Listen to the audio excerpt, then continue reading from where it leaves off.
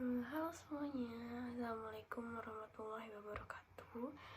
Balik lagi sama saya Indah Fadila dari kelas AK21B.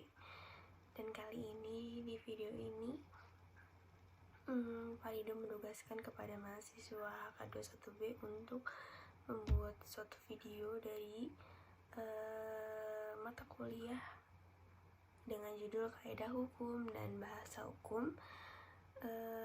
Kepada Bapak Ridho Sinaga, mohon izin untuk menjelaskan sedikit tentang mata kuliah ini. Terus juga semoga video ini bermanfaat untuk semuanya, amin. Dan pertama-tama dimulai dari pengertian kaidah hukum. Kaidah hukum adalah peraturan dibuat atau dipositifkan secara resmi oleh penguasa masyarakat atau penguasa negara, mengikat setiap orang dan berlakunya dapat dipaksakan oleh aparat masyarakat atau aparat negara, sehingga berlakunya kaidah hukum ini dapat dipertahankan. Dan hukum sebagai kaidah ini adalah sebagai pedoman atau patokan sikap, tindak, atau perilaku yang baik dan diharapkan. Nah, menurut sifatnya, kaidah hukum itu dibagi dua, yaitu hukum yang imperatif. Maksud dari kaidah hukum ini adalah hukum yang bersifat a priori dan atau harus ditaati, bersifat mengikat dan memaksa. Dan yang kedua adalah hukum yang fakultatif, yaitu hukum itu tidak secara a priori atau mengikat. Kaidah fakultatif ini hanya sebagai pelengkap saja. Nah,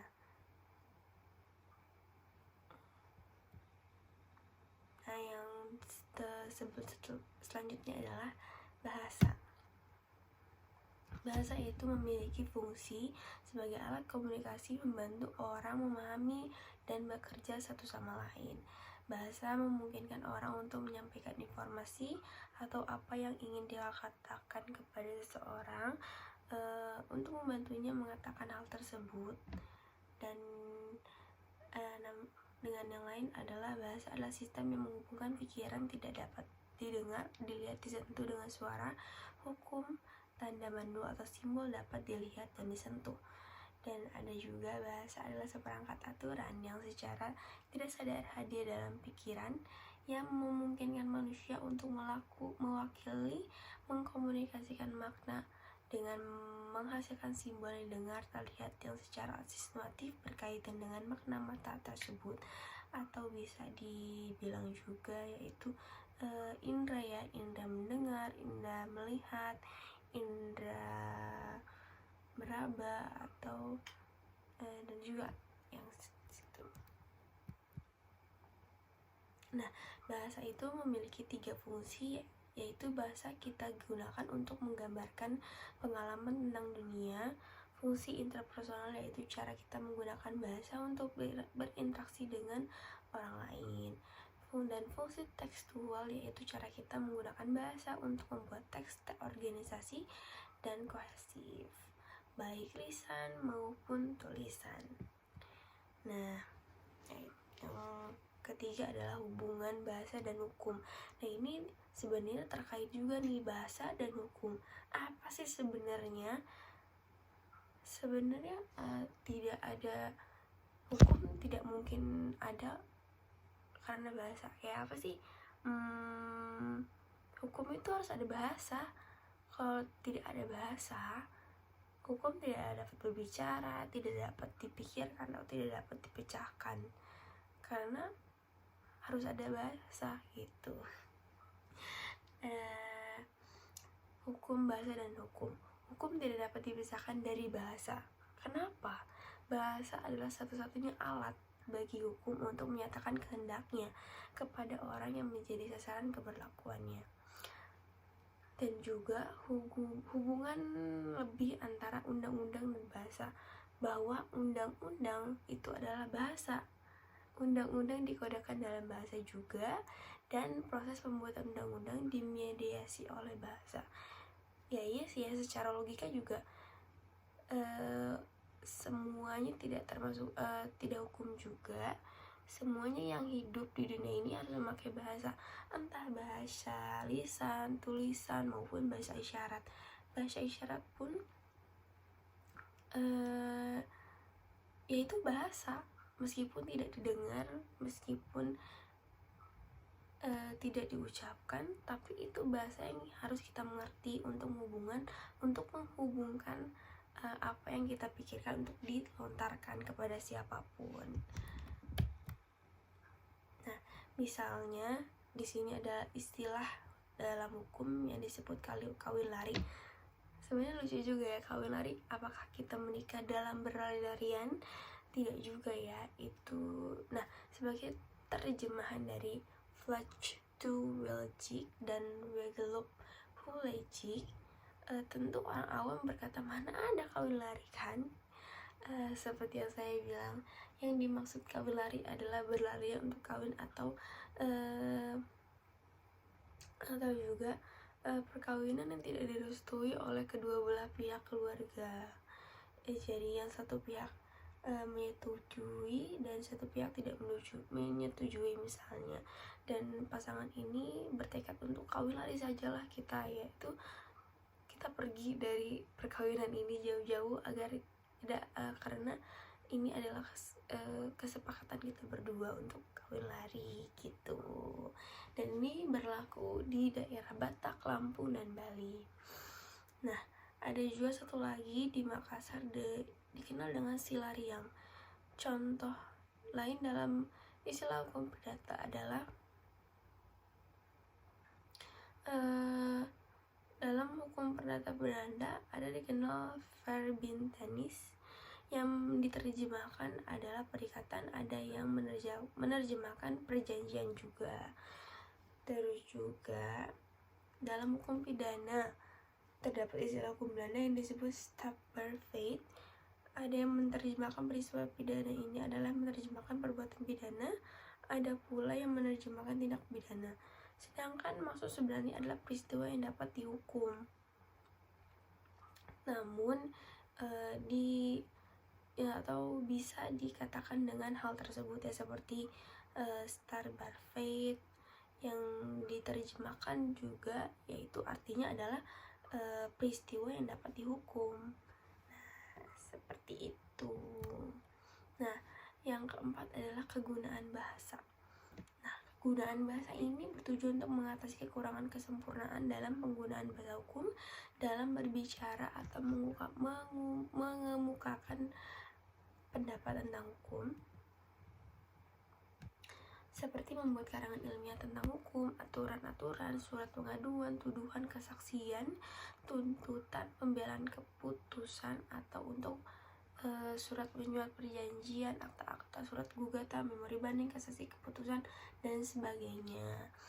Dan itu sebenarnya harus memakai bahasa. Coba bayangin kalau kita tidak memakai bahasa, kita mau apa? Kita ingin menerjemahkan atau apa atau mengartikan apa? Hukum itu harus berkaitan dan harus ada bahasa, seperti itu. Dan yang kedua adalah bertujuan untuk mengatasi kekurangan kesempurnaan dalam penggunaan bahasa hukum dalam berbicara atau mengungkapkan pendapat tentang hukum, di dalam membuat karangan ilmiah tentang hukum, aturan juga itu harus digunakan bahasa. Nah, yang kelima itu adalah pengertian mendasar bahasa hukum. Yang pertama adalah semantik hukum, ilmu pengetahuan yang menyelidiki makna atau arti-arti kata hukum, perhubungan dan perubahan-perubahan arti kata-kata itu dari zaman ke zaman menurut waktu, tempat, dan keadaan. Misalnya, istilah hukum perdata yang sekarang kita pakai sebagai terjemahan dari istilah hukum Belanda privatrecht, berasal dari kata Arab atau Islam yaitu hukum, dan istilah Jawa atau Hindu yaitu perdata. Jadi dari masa ke masa sebenarnya artinya itu aja, cuma hanya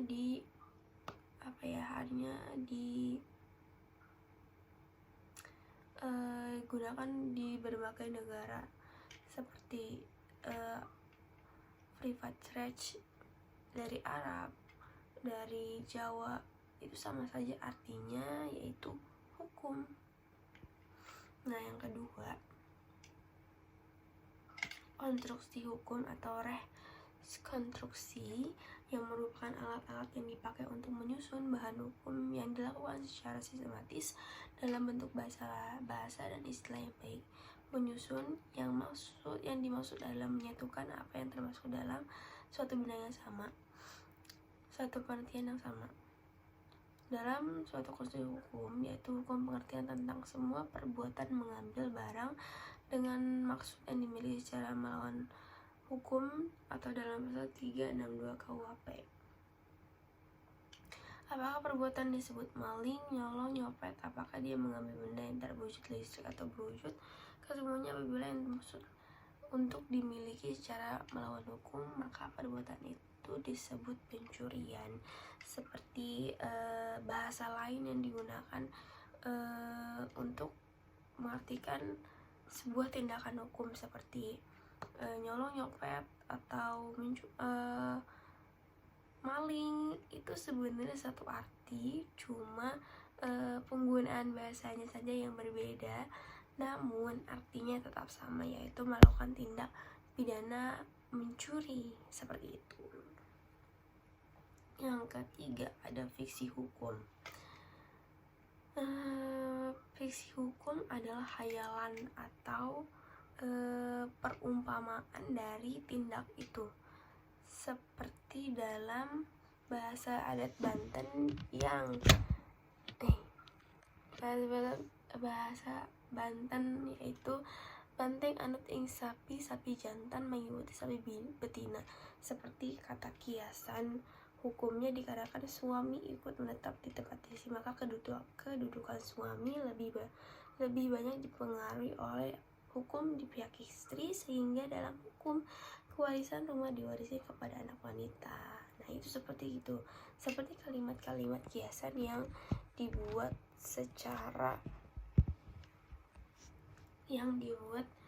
dari daerah ke daerah, itu seperti perumpamaan, namun artinya tetap satu juga.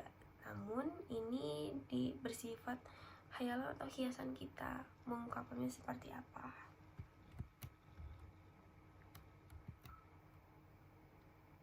Nah, ada penafsiran hukum.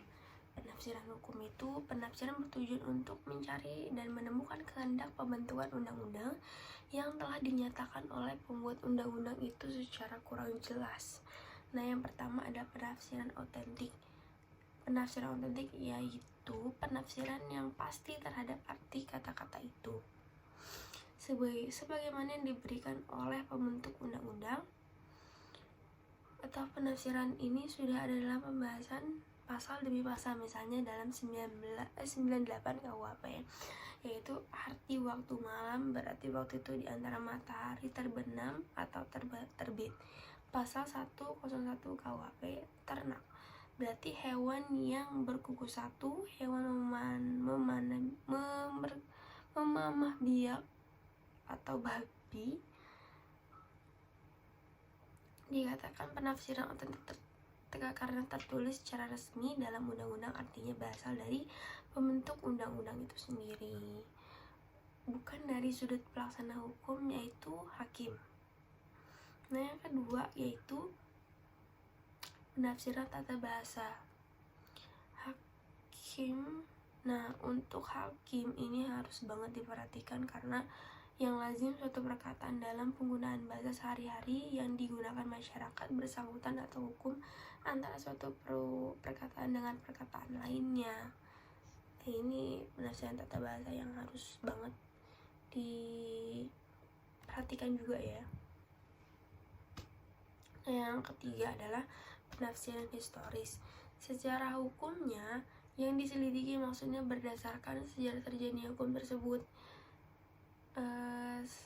Terjadinya hukum dapat diselidiki dalam memori penjelasan, laporan perdebatan dalam DPR, dan menyurat-nyurat antara menteri dengan komisi DPR yang bersangkutan. misalnya rancangan undang-undang, tanggapan pemerintah, tulen atau apa sih ya, pandangan-pandangan hukum dan lain-lain. Dan yang keempat itu penafsiran sosiologi, penafsiran oleh hakim dengan memperhatikan keperluan-keperluan yang ada dalam masyarakat dengan catatan bahwa hakim harus menjaga jangan sampai mereka mengambil alih tugas atau kewenangan badan legislatif. Nah, yang